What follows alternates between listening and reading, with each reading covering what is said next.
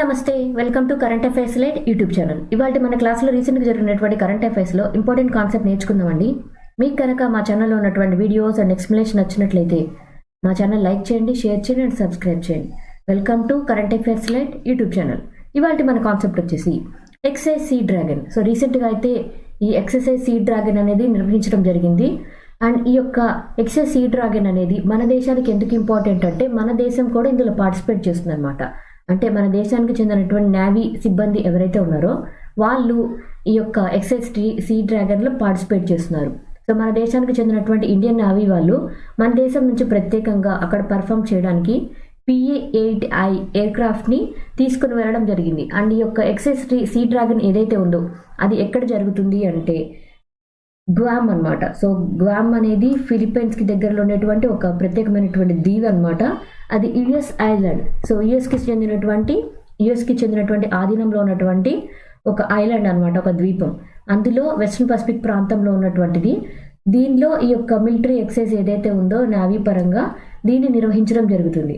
And దీని యొక్క name వచ్చేసి ఎక్సైజ్ సీ డ్రాగన్ 24. ఇది 24th టైం జరుగుతుంది కాబట్టి ఇది. సో ఇందులో ఎవరెవరు పార్టిసిపేట్ చేస్తుంటారు, ఇందులో చాలా దేశాలను పార్టిసిపేట్ చేసి మన ఇండియా కూడా పార్టిసిపేట్ చేస్తుంది కాబట్టి మనకి ఇది ఇంపార్టెంట్ అనమాట. మన ఇండియా తరపున తీసుకెళ్తున్నటువంటి ఏదంటే ఎయిర్క్రాఫ్ట్ నేమ్ వచ్చేసి PA-8I ఎయిర్క్రాఫ్ట్ ఏదైతే ఉందో దాన్ని మన దేశం తరపున రిప్రజెంటేషన్ చేయడానికి తీసుకెళ్తున్నారు. సో ఇక్కడ తీసుకున్నటువంటి గ్వామ్. సో గ్వామ్ వచ్చేసి ఫిలిప్పైన్స్కి దగ్గరలో ఉన్నటువంటి ఒక చిన్న ద్వీపం అనమాట. అండ్ ఇక్కడ మనకు ఉన్నటువంటి యుఎస్ ప్రాంతం ఏదైతే ఉందో వాళ్ళ ఆధీనంలో ఉంది. అండ్ ఇది చాలా ఇంపార్టెంట్ అనమాట. గ్వామ్ ప్రాంతాన్ని ఒక మిలిటరీ బేస్గా ఎందుకు తీసుకుందో కూడా మనం చర్చిద్దాం. అండ్ ఇక్కడ గ్వామ్ ప్రాంతం ఏదైతే ఉందో ఇది ఫిలిప్పైన్స్కి దగ్గరగా ఉన్నటువంటి వెస్ట్రన్ పసిఫిక్ ప్రాంతంలో ఉన్నటువంటి ఒక చిన్న దీవి.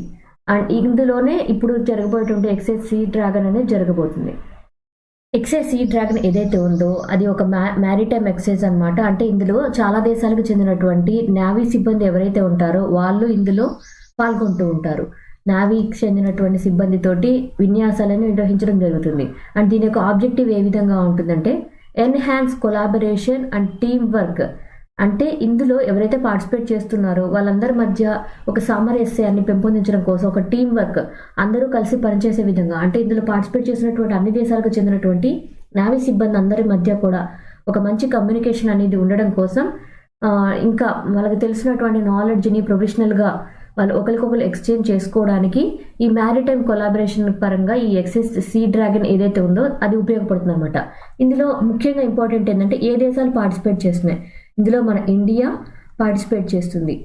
ఇండియాతో పాటు Japan, south Korea, Australia and US ఇవన్నీ కూడా పసిఫిక్ ప్రాంతంలో ఉన్నటువంటి దేశాలే. మన ఇండియా మాత్రం బంగాళాఖాతం దగ్గర నుంచి నావీని తీసుకొని Japan, south Korea, Australia and US. So ఇవన్నీ కూడా గ్వామ్ ప్రాంతంలో ఉన్నటువంటివి అనమాట. సో జపాన్ ఇక్కడ ఉంది, జపాన్ అండ్ దాంతోపాటు ఆస్ట్రేలియా, ఇటు ఉండేటువంటి యుఎస్ ఇవన్నీ కూడా దాంట్లో పార్టిసిపేట్ చేస్తూ ఉంటాయి. బట్ ఇందులో చైనా ఉందా అని కూడా అడగచ్చు. చైనా ఇందులో పార్టిసిపేట్ చేయలేదు, ఎందుకంటే యుఎస్ వాళ్ళు కండక్ట్ చేస్తున్నటువంటి ఇది ఒక మ్యారిటైమ్ ఎక్సైజ్ కాబట్టి అందులో చైనా పార్టిసిపేట్ చేయట్లేదు. Focus area. సో అసలు ఇది ఎందుకు అంటే ఏ విషయాల గురించి ఈ యొక్క మ్యారిటైమ్ ఎక్సైజ్లో ఏదైతే ఉందో ఎక్సైజ్ సీ డ్రాగన్ దానిలో ఎక్కువగా నేర్పించబోతున్నారు. సో ఇది ఒక యాంటీ సబ్మెరైన్ వార్ఫేర్ అనమాట. ఏ విధంగా అంటే ఏదైనా శత్రు దేశాలు కనుక మన దేశం మీద దాడి చేసినప్పుడు మన సబ్మెరైన్స్ తోటి వాళ్ళని ఎదుర్కోవడానికి మనం ఎప్పటికప్పుడు రెడీగా ఉంటూ ఉంటాం. అండ్ ఇలా ఉండటం వల్ల ఏంటంటే యాంటీ సబ్మెరైన్ వార్ఫేర్ అన్నప్పుడు మనం ఏదైనా శత్రు దేశాలకు సంబంధించినటువంటి సబ్మెరైన్స్ కనుక మన ప్రాంతంలోకి వస్తే వాటిని ఈజీగా లొకేట్ చేయడానికి అండ్ వాటిని తటస్థీకరించడానికి, అంటే వాటిని ముందుగానే అలర్ట్ చేసి మన దేశం యొక్క సముద్ర జలాల్లోకి అవి రాకుండా ముందుగానే కనిపెట్టాలంటే మనం యాంటీ సబ్మెరైన్ వార్షిప్స్తో ప్రత్యేకమైనటువంటి రేడార్ వ్యవస్థ అనేది మనం కలిగి ఉండాలన్నమాట. అండ్ దాంతోపాటు సర్ఫేస్ వార్ఫేర్ కూడా ఇందులో ఒకటి ఉంటుంది. ఈ సర్ఫేస్ వార్ఫేర్లోనే మనం ఎక్కువగా ఎయిర్ క్రాఫ్ట్లను వాడుతూ ఉంటాం. అండ్ సీ మీద యొక్క షిప్స్ ఏవైతే ఉన్నాయో పెద్ద పెద్ద కంటైనర్ షిప్స్ అండ్ ఇక్కడ తీసుకునేటువంటి వార్ షిప్స్ ఏవైతే ఉన్నాయో ఆ వార్ షిప్స్ తోటి మనం ఇక్కడ ఎప్పుడు యుద్ధానికి రెడీగా ఉంటాం అనమాట. అండ్ దానిలో మనం చాలా రకాలైనటువంటి వెపన్స్ అనేవి మనం ఎప్పుడూ క్యారీ చేస్తూ ఉంటాం.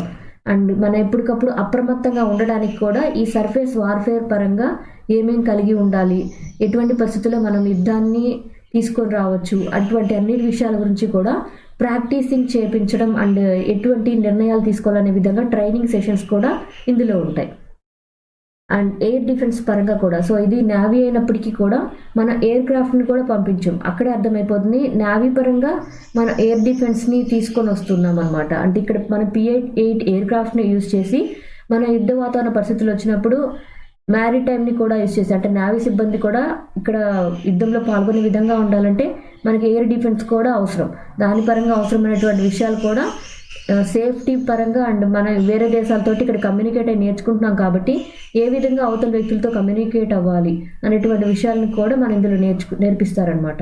అంటే మనకి కాదు, ఇందులో పార్టిసిపేట్ చేసేటువంటి నేవీ సిబ్బందికి.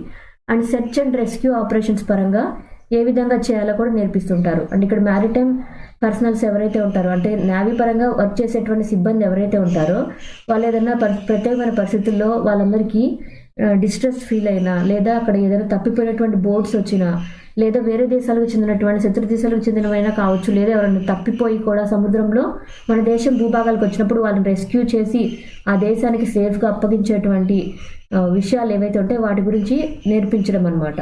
Communication and coordination. సో ఇందులో ఏంటంటే మనకున్నటువంటి ఇన్ఫర్మేషన్ ఏదైతే ఉందో, అంటే మన దేశం సిబ్బంది దగ్గర ఏదైతే మన దగ్గర నేర్చుకున్నామో టెక్నాలజీ వైజ్ కావచ్చు, మనం యూజ్ చేసేటువంటి స్ట్రాటజీస్ కావచ్చు, వాటన్నిటి గురించి ఇక్కడ పార్టిసిపేట్ చేసినటువంటి మిగిలిన దేశాల సిబ్బందితోటి, నేవీ తోటి వాళ్ళు పంచుకోవడం జరుగుతుంది అనమాట. అంటే మనం నేర్పిస్తాము అండ్ మనం దీంతో పాటు మనం నేర్చుకోవడం, ఇదే కమ్యూనికేషన్ పరంగా ఈ యొక్క ఎక్సైజ్ సీ డ్రాగన్లో ఇంపార్టెంట్ అనమాట. అంటే వాళ్ళు వేరే దేశాలతో కమ్యూనికేట్ అయినప్పుడు మనం నేర్చుకోవడమే కాదు, మన దగ్గర ఉన్నటువంటి నాలెడ్జ్ని వేరే వాళ్ళకు కూడా షేర్ చేస్తాం. అండ్ ఇక్కడ మన ప్రత్యేకత ఏంటంటే మనం యూజ్ చేసింది, మన దేశం నుంచి అక్కడ రిప్రజెంట్ చేసింది P-8I ఎయిర్ క్రాఫ్ట్. సో మన దేశానికి చెందినటువంటి పోసిడాన్ 8I ఎయిర్ క్రాఫ్ట్ అనేది మనం యూజ్ చేయడం జరిగిందనమాట. ఇది మన దేశంలో ఎప్పటి నుంచో మనకి యుద్ధ వాతావరణ పరిస్థితుల్లో మనకు ఉపయోగపడుతుంది.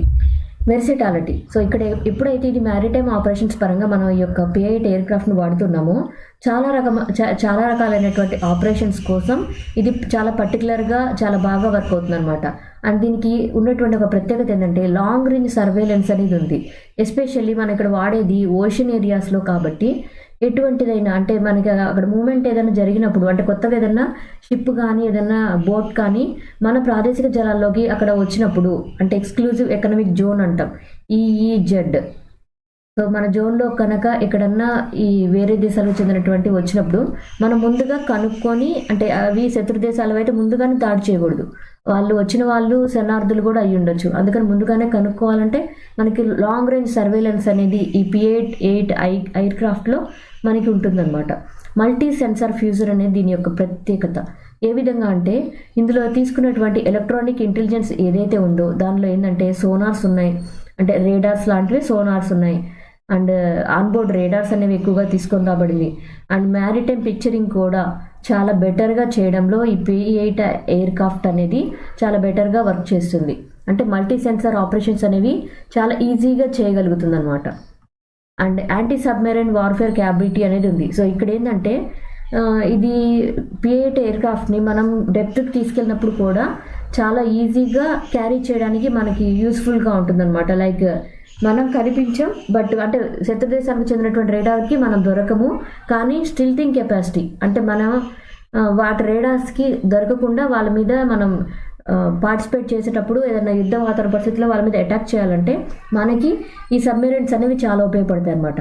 కమ్యూనికేషన్ రిలే కూడా చాలా ఇంపార్టెంట్. ఎందుకంటే ఇక్కడ మనం కమ్యూనికేషన్ చేసేటప్పుడు ఈ P-8 ఎయిర్ క్రాఫ్ట్లు ఏవైతే ఉన్నాయో అవి మనతో కమ్యూనికేట్ చేయడానికి, అంటే బేస్ తోటి అక్కడ ఉన్నటువంటి షిప్ తోటే కాదు, మనకి ఉన్నటువంటి వేరే ఆర్గనైజేషన్స్ తోటి అండ్ ఇక్కడ మన గవర్నమెంట్ తోటి కూడా కమ్యూనికేషన్ రిలే చేయడానికి కూడా ఇందులో చాలా కమ్యూనికేట్ చేయడానికి కూడా ప్రత్యేక రకమైనటువంటి అవకాశం అనేది ఈ యొక్క P-8 ఎయిర్ క్రాఫ్ట్లో మనకి ఇవ్వబడింది.